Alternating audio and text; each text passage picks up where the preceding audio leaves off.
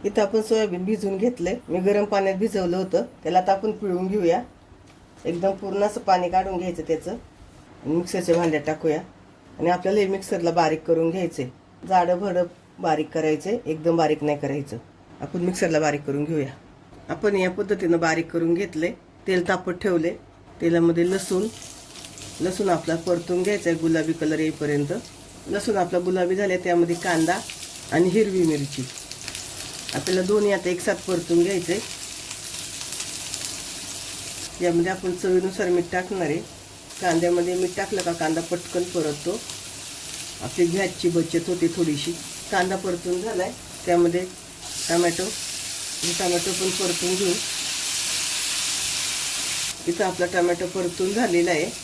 त्यामध्ये धनिया पावडर, हळद आणि आपला घरचा मसाला आहे तो टाकणार आहे मी.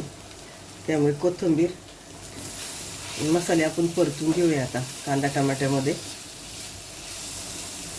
मसाले परतून झालेत, त्यामध्ये बारीक केलेले सोयाबीन टाकूया. आपण बारीक केलेले सोयाबीन टाकले, आता ते परतून घेतोय.